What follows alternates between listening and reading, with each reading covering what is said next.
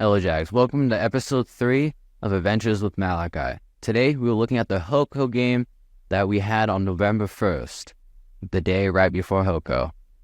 As it was fun, it was a blast, and we're watching the Canyon View football team, the varsity team actually, play against Verado High School.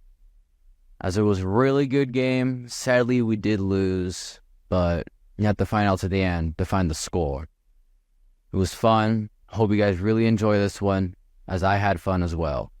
And if you ever do, please go to these games and participate in the atmosphere, as it's really fun when you do so.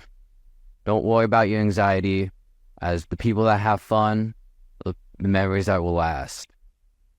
So please enjoy this, and think about going next year. I'd love to see you there. Hello, we finally made it to the game.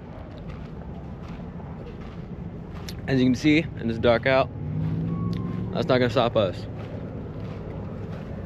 Seafro's good. We're gonna have a fun time, and we're gonna see the student section today. Stay tuned. It gets crazy.